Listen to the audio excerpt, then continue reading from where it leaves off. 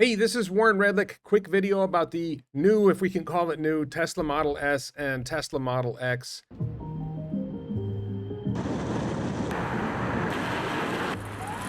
I'm going to be blunt. I think this is a little bit of a letdown. It's not terrible. There's some improvements to Model S and X, but I don't think it's that big of a deal. And it's far from what I think most of us were hoping for from Tesla with Model S and Model X. I'll talk about what my hopes were shortly, but let's just briefly go through what's going on. There's a new paint color,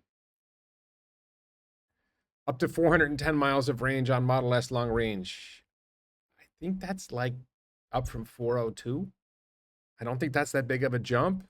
Quieter inside, that's good. Less wind and road noise, that's good. More effective noise gap, that's good. It was already pretty quiet. New wheel designs and improved aerodynamics and more range. Yeah, we already covered the more range. Front, and of course, if you get the performance versions, then you lose that. Front fascia camera for better visibility. Yeah, small. I mean, new Model Y. I don't even know if new Model Y has that. New Model 3 doesn't have it. How big of a deal is this? Dynamic ambient lighting that brings unique animations along. I think 3 and Y have this already. An even smoother ride thanks to new bushings and suspension design. That's good, but again, Model S and Model X already rode really good. Better's better, but not that big of a deal. Adaptive driving beams. I mean, I have that on my Y. I don't like it. If I'm running the high beams, it will dim pixels, but people still don't like the high beams being on, even if they're not actually pointed at them. We experienced this on the drive from Bangkok down here with the new Model Y. I tried it. My wife made me stop using it. New exterior styling for Model S Plaid, optimized for high-speed stability. It's nice. How often do people drive at very high speeds in Model S Plaid other than on a track? I don't think the average Plaid, I mean, I had a Model X Plaid and I drove fast sometimes, but it's pretty stable. Honestly, 140 miles an hour, pretty damn stable. Not going to say where. I think the statute of limitations may have passed on that one. More space for third row occupants and cargo in Model X. Okay, how much more? Is it a lot more or a little more? I think it's a little more. I don't think they made the car bigger, so they posted some nice pictures of the cars. Great. Okay. Nice pictures. Frost blue, whatever. I'm underwhelmed. I'm sorry. I'm underwhelmed. This is just not blowing me away. What I was hoping for, particularly with Model X, was getting cost down. This is not getting cost down. This is not, as far as I can tell, meaningfully reducing the cost of manufacturing the vehicles. If you want to sell these vehicles in high volume, which if you want to accelerate the transition to sustainable energy, you want to increase volume. Model X has tremendous potential. A next generation Model X has tremendous potential. If you get cost out, you improve it, really improve the third row. If you do the right things, you can sell a much higher volume. Right now, we're selling like 40,000 a year of S and X combined, maybe. Might even be less than that. But if you get a legit Model X close to $60,000 with a legit third row, that'll sell in Asia.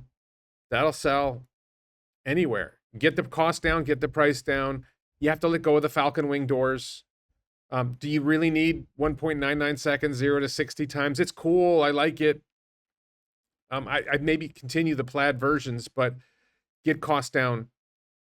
Get cost down, get cost down. Get chassis rigidity up. You know, the Model S and Model X are a really old platform. They're not manufactured as well as new Model Y.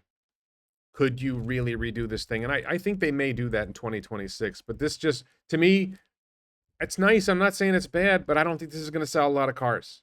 S and X are not selling in high volume, and I don't think this is going to move a lot of people. I could be wrong. Tesla knows what they're doing. They may know better than I do. They certainly know better than I do. But I just don't see this moving the needle. So, you know, I'm hopeful that we see a new S and a new X next year, let's say. Of course, I'm excited about Robotaxi and Optimus, and I love my new Model Y. It's absolutely spectacular. Really, really happy about that car. And I'm looking forward to new, more affordable models. I seriously might buy a second Tesla if the new affordable model makes sense. So really excited about the future of Tesla. Just this, to me, this was not that great. And I did a poll on it on X, and it's not doing that well. People are not excited about this. Some people are excited, but Most people are like, eh. Somebody said, Warren, you're not the target buyer for this.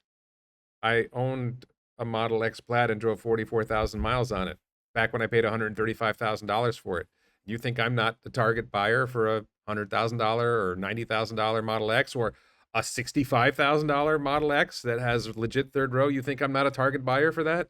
I'm absolutely the target buyer for that. I want it now. 100% one. I would have bought it instead of the Y if it was available. 100%. Hey, charge me 10 grand more. I don't care. That's what I wanted. Wasn't available. Anyway, I'm still very excited about Tesla's future, very excited about everything else. Just, I think Tesla didn't hit a home run here. But, points for trying, I guess. I still want to see a totally re engineered Model X. When I say totally re engineered, I mean 48-volt wiring, steer by wire, rear wheel steering, maybe. Ditch the Falcon Wing doors so you can save money on cost on manufacturing. Improve structural rigidity, a totally new manufacturing process so you can get cost out.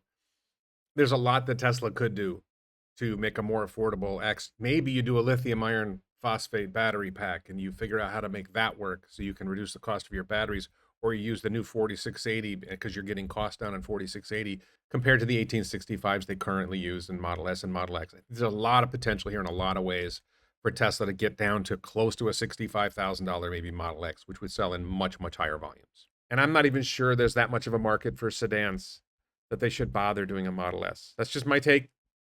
Some people love the Model S. I love the Model S, but if it's not going to sell in volume, why are you bothering? If you want to accelerate the transition to sustainable energy, come up with a legit Model X that people want to buy in volume and sell a lot of them. Thanks so much for watching.